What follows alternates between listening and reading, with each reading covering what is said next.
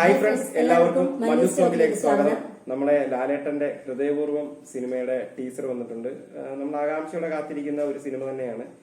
എന്ന് വെച്ചാൽ സത്യനന്ദിക്കാട് ലാലേട്ടൻ കൂട്ടുകെട്ട് എന്ന് വെച്ചാൽ അറിയാം, ഒരു ബിഗ് കോംബോ എന്നായിരുന്നു അവരുടെ പടത്തിന്റെ ലിസ്റ്റ് എടുത്താൽ നമുക്കറിയാം. പ്രത്യേകിച്ച് പറയേണ്ട കാര്യമൊന്നുമില്ല. സംഗീത് പ്രതാപ് ഉണ്ട്. പുള്ളിക്കും ഇപ്പൊ അത്യാവശ്യം നല്ല, അതെ, നമ്മൾ അമൽ ഡേവിസ്, പുള്ളിയുടെ സിനിമ ഇപ്പൊ ലാസ്റ്റ് തുടരും സിനിമയ്ക്കകത്ത് കുറച്ച് സീനുണ്ടെങ്കിലും അത് നല്ല രസം ഉണ്ടായിരുന്നു കണ്ടോണ്ടിരിക്കാൻ.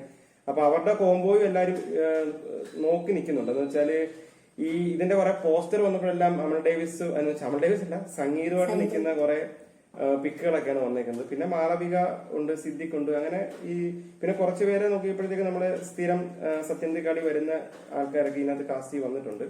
പിന്നെ ആശീർവാദ് സിനിമാസിന്റെ തന്നെയാണ്.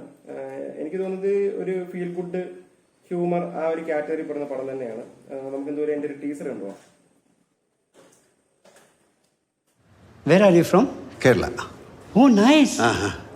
I love Malayalam film industry. Very sensible. But my girlfriend, she's totally Bollywood style. Okay. You saw this stuff? I'm doing just for her. But I love Fafa, man. Fafa?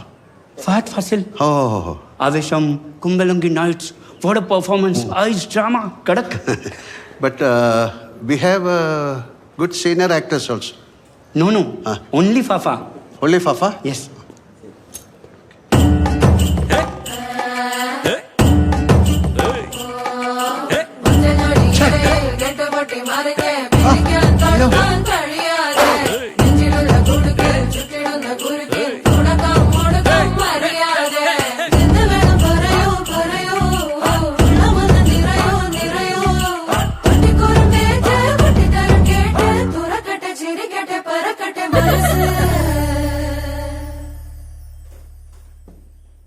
ടീച്ചറിനകത്ത് തന്നെ നമുക്ക് വ്യക്തമാണ് സത്യനന്ദിക്കാടിന്റെ സ്ഥിരം സിനിമകൾ എങ്ങനെയാണോ ആ ഒരു ഫീൽ ഗുഡും ഹ്യൂമറും എല്ലാം കൂടെ നടന്നിട്ടുള്ള ഒരു ചിത്രം തന്നെയാണ്.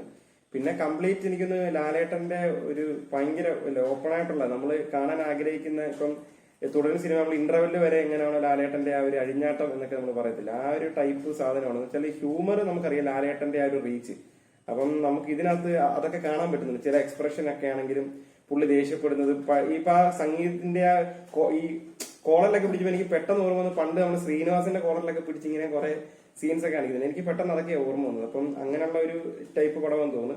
ഒരു സത്യനന്ദിക്കാടിന്റെ ഒരു ന്യൂജൻ മൂവി പോലൊക്കെയാണ് എനിക്ക് ഇതിനകത്ത് ഇത് കണ്ടിട്ട് എനിക്ക് ഫീൽ ചെയ്തത്. കൂടുതലും അറിയാൻ പറ്റത്തില്ല.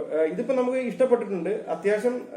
എന്ന് വെച്ചാല് ഈ സത്യനന്ദിക്കാടിന്റെ പടം അറിയില്ല, ഇപ്പം ഒരു ചെറിയ ഒരു നമ്മുടെ നാട്ടിൻ പ്രദേശത്ത് നടക്കുന്ന രീതിയിലുള്ള ഒരു ചെറിയൊരു സ്റ്റോറി, അതിനകത്ത് നമുക്ക് റിലേറ്റഡ് ആയിട്ട് നമുക്ക് കണക്ട് ചെയ്യാൻ പറ്റുന്ന കുറെ ക്യാരക്ടറുമായിരിക്കും ഈ സിനിമ വരുന്നത്. സത്യനന്ദ എല്ലാ പടവും അങ്ങനെ തന്നെയാണ്. അപ്പം ഈ ഒരു പടം ആ രീതി വന്നാൽ മതി. ആ രീതി വന്നാൽ തന്നെ ഈ പറഞ്ഞോട്ട് ലാലേട്ടൻ ഇപ്പൊ നല്ല ഹൈപ്പിൽ നിൽക്കുന്ന സമയമാണ്.